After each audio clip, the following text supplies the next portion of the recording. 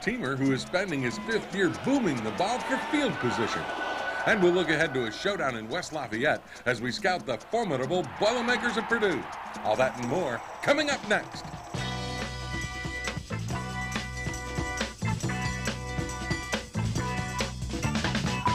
Michigan Replay with Lloyd Carr is brought to you in part by The Joy of Pepsi and by Big Boy Restaurants. Big Boy makes you say, oh boy. Hello, everybody, and welcome to Michigan Replay. The Wolverines against Illinois on the road come up with a 30-19 win, but for the first 45 minutes, you sure kept everybody on the edge of their seats. Well, it was a road game, wasn't it? That it was, seems to be the way the road games go. So if it's a road game, you want to wait till the fourth quarter to put it away? Well, you know, Jim, the truth is Illinois was coming off a couple of tough losses, and everybody thought that this would be an easy game, but I give a lot of credit to Illinois. They played hard, and we made some mistakes that helped them. Right. I mean, this is a tough game to play on Saturday because, let's face it, they were desperate. This is kind of a season saver for them. Well, and emotionally for us, it was a game that we were not at our peak, but you have to find a way to win those games, and I think, particularly in the second half, we played very well. It started out very well. The first snap they make, you get a fumble recovery. Well, Lawrence Reed causes a fumble here. Gabe Watson really gets great penetration there. The back gets spun around, and Ernest Shazor recovers the football. That's exactly what you want on the road. And we've got great field position. We don't convert on third down, and Garrett Rivas kicks a ball, and Jim, that wind was as bad as any wind I remembered in this game. And you've spent time down in Champaign, and that place, when it is windy, it blows through there like a hurricane. Well, the wind chill was probably in the 30s, and here we come out again, get the ball back. Our defense stops them. Big second down. We just got a holding penalty here on this drive, and he hits Jason Avon. And then here on third down, we're going to convert a big third down. And it's Avon again. Avon again, and great protection there. We overcome a holding penalty, which was the key element in this drive. Here's a nice run by Michael Hart. Well, I think it's an excellent call on third down and 6. The defense is playing man coverage, expecting pass, and Terry made a good call there. And then Max Martin, who got 12 carries in this game, and really one of the real surprises for us to be able to give him some work. You've got a 10-0 lead, still first quarter. They've got a good screen package. Yes, and twice in this game. That's the first time they convert a first down, get the ball outside the defense. We got to get that straightened around. And here on the cutback, Illinois ran the football very well here in the first half against us. But the defense stiffens. Here's a 4th and 1. Big stop. Big stop with Illinois on good field position. They decided not to try a field goal. Well, that was into the wind, though. Yeah. The wind affected how you played this game. There's no question, and that was the reason why. They get the ball back, though, after you don't do anything with your possession, and they put together a drive. Well, here's a good play on the sweep. We can't get off blocks there. Their back is running hard, and they make a big first down inside the 5-yard line. And then on third down, we got a chance here. One of our Ernest gets picked there, and has to go around, and they hit the pass for a touchdown. 10-7 game at that point, and it's getting kind of nervous time, but you come back running the ball. Michael Hart, better than 40 carries. Well, he's a kid. He likes what are you the ball. doing? Well, you know, he seems to be able to handle it, and here we put a great drive together, and Chad makes a mistake. He misreads the coverage there. And I don't think we're ever going to get this down. But watch the play that Steve Breston makes to save a touchdown. Chad finally runs this guy out of bounds, but not before Illinois got great field position. And then they go play action here, and they get the fullback out in your flat. Well, we miss assignment. On the flow away, the split flow, we don't read the back coming back weak. And then they knock it in and take the lead. 14-10. Last thing you need to do is the favorite on the road, with a team that's desperate, they get the lead right before half. Well, we've got some time here to put a drive together, and He has Jason open for a big first down there, but throws the ball a little bit too high. And then they had 2 returns of these interceptions for 100 yards. But Tim Massaquoi finally gets him down. And our defense gives up a couple plays here, but we do find a way to hold them to a field goal. And Ernest Shazer, who had 12 tackles in this game, makes one to negate a big play. And then they kick it through. Now, Jim, 17-10. That's what I said at the top of the show, that you made this real interesting, and the final goes 30-19, but you make it interesting through 3 quarters. Now, what was the message at halftime? Well, I had, in Thursday's practice, we made some mental errors that normally we don't make. It wasn't a sharp practice, and which I wasn't very happy about. And I told them, I said, look, you got 30 minutes. If you want to stay in the championship race, you got to come out. We got to play. We got to stop making these mistakes. We had far too many penalties in this game. Probably the most disappointing thing of the day.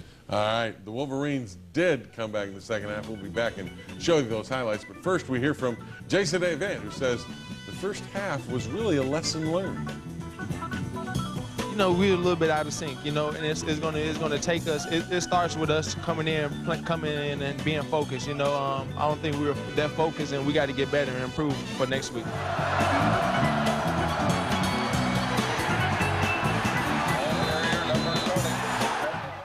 Inside the locker room, we talked about all week. We had slid back to second in the nation in a turnovers game. So we wanted to, make it a point, to come out and get some turnovers in the game, and I think we did that. We got 4 turnovers, and hopefully move back up, and that's that.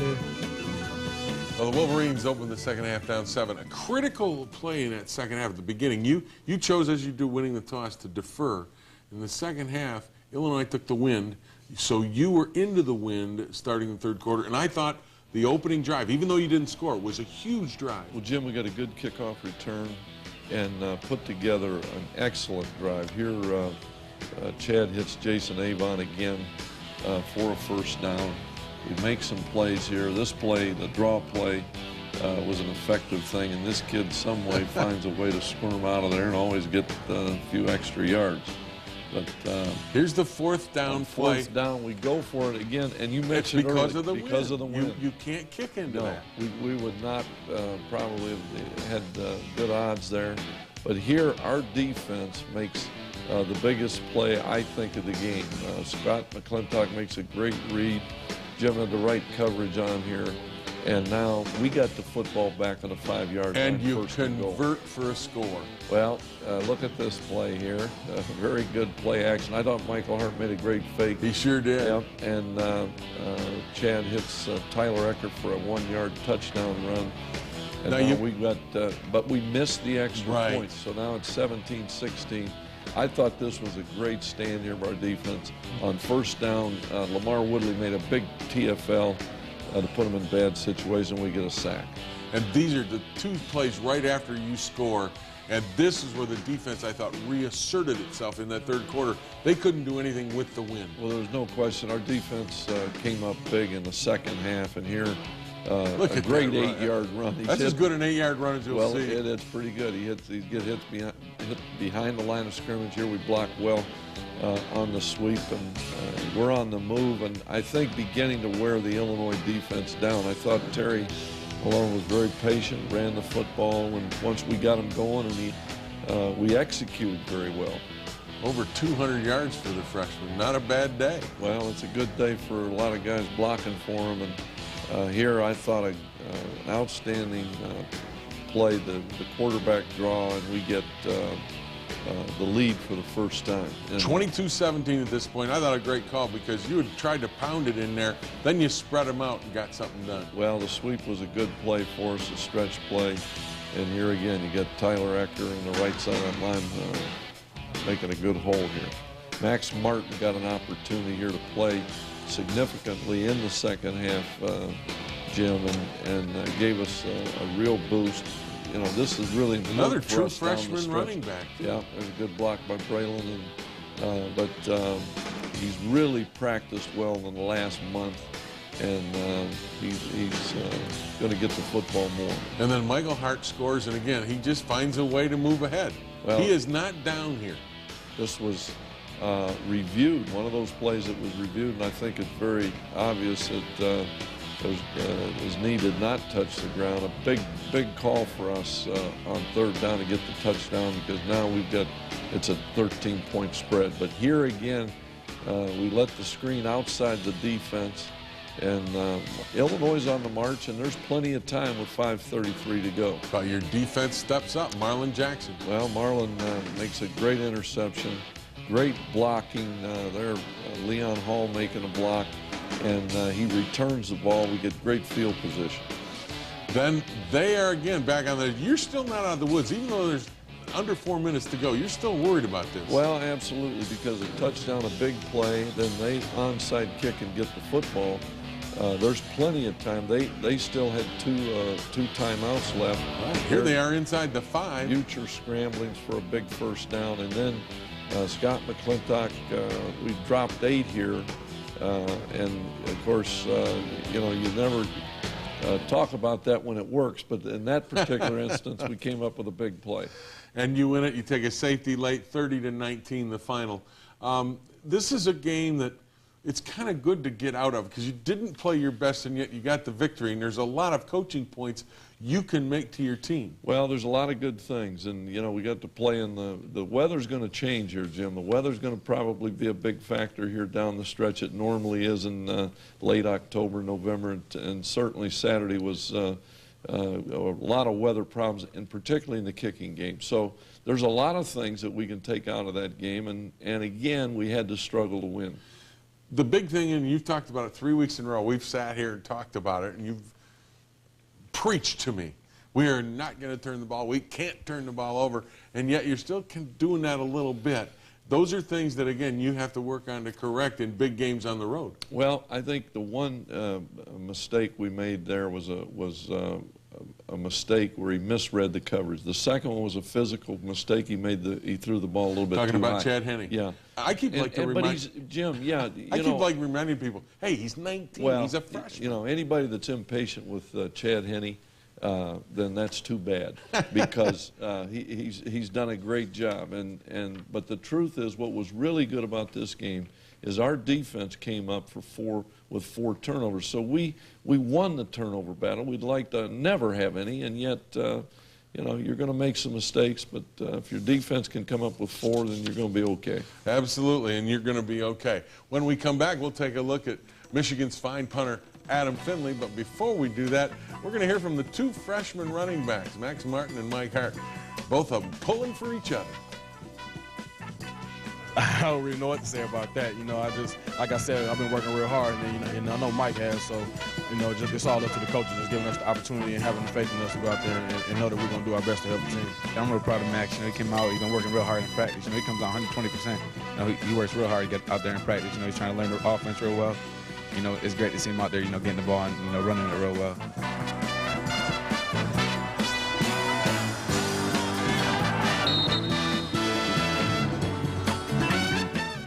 Yet it's often overlooked.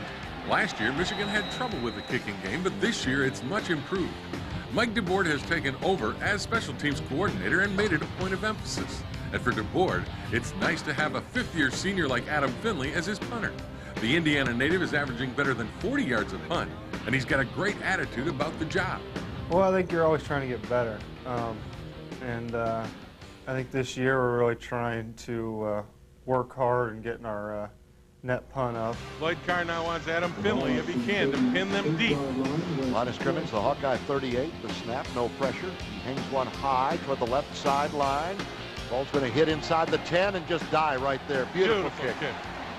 I try to take a lot of pride in down inside the 20s because I really do think it starts to change the play calling and limits their offense and kind of puts them in a hole. It's a pressure-packed job that Michigan coaches take seriously. As a matter of fact, head coach Lloyd Carr makes sure he puts the heat on Finley each and every time he kicks in practice. He's always right there, putting the pressure on you and putting trying to make things tough on you.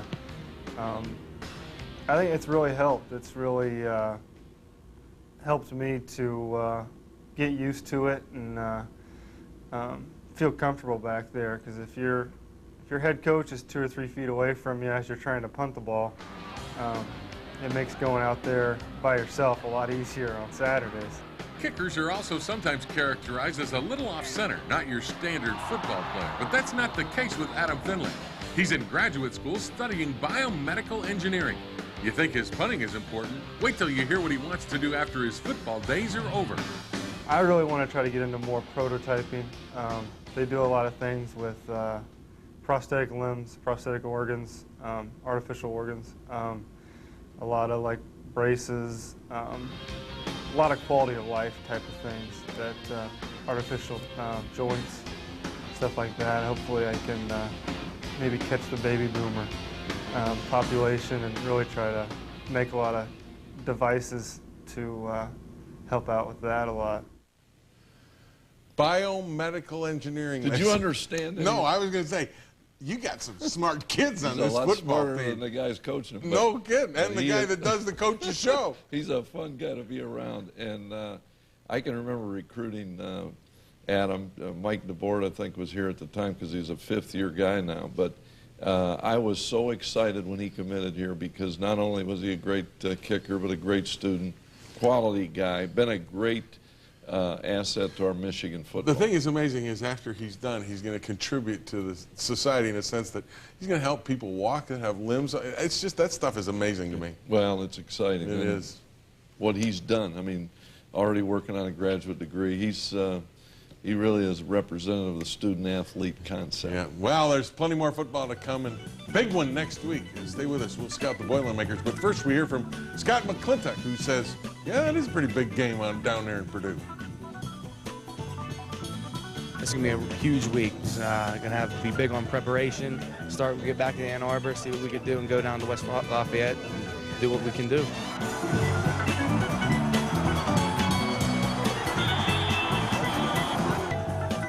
That's how we're going to look at it. I mean, we just got to stay alive in this Big Ten championship race, and that's what we're focused on now, is beating Purdue, and you know, we're going to be working on it all week, and we're ready for it. Well, the Wolverines on the road again next week at Purdue, and Purdue's hurting. They lose a 20-17 game to Wisconsin Saturday, and it's a tough game. You've got to win no matter what, because you and Wisconsin don't meet, so you got to keep pace. Well, I think, you know, there's a lot of football to be played, Jim, but certainly this is a game that I think both teams have looked forward to. It's a great place to play, a tough place to play, very loud, very intimidating from the standpoint of the noise. And they've got a very good football team. Offensively, they get a lot of kudos because of the kind of guys they got, but defensively they can play. Well, they've the one thing I think nobody's surprised at what Purdue's done offensively since Joe came to Purdue, but I think what I'm really impressed with is the fact that they have been able to play such great defense. And of course, Kyle Orton is probably the leading candidate for the Heisman, or certainly one of them. Taylor Stubblefield and Jared Voigt. Voigt is a big back, 215 pounds. They run the football as effectively as they throw it, and that's the impressive thing. And if you get them in man, like here, Notre Dame misses and it could go the distance. Well, Jim, I think that goes back to Orton and the system. The system is to know the coverage and be able to know the soft spots in the game, in the coverage, or the weaknesses in the defense, and get the ball to the right guy, and that's what they do so well. And these three defenders are the guys that are kind of the core of their defense. Ray Edwards, George Hall, and a big, strong safety in Kyle Smith. Well, Edwards and Hall are sophomores and really having outstanding years. And, of course, Kyle Smith is a junior. He played a year ago. But it's a very, very good football team, a very good kicking game, all the things that you want, they have. When you go into a game like this against a team that will spread you out, will you have to play a lot of defensive backs and get matchups and be in man coverage sometimes, or do you have to mix it up more? Well, absolutely. We got to do both, and the thing that we have to do is mix our coverages, disguise our coverages, and that's hard to do because you are so spread out.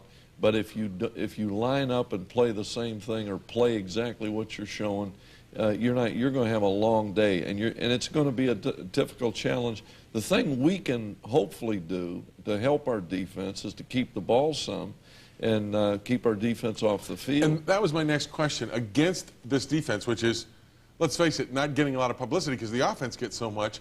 They're pretty good. What kinds of things must you do? Continue to run the football and pick your spots to try to use the pass? Well, Jim, I think we have to continue to be a balanced offensive football team.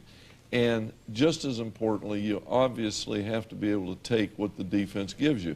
And sometimes that means you got to run if you can exploit something that you find. But we're a football team right now that we have some confidence because we have been able to throw the football, and certainly we've been able to run it, but we've got to be able to try to stay away from the turnovers. I was going to say, you're going to stay away from the turnovers. Again, well, we're going to try. This is a point of emphasis, right? It's a point of emphasis. Because these games are a lot closer.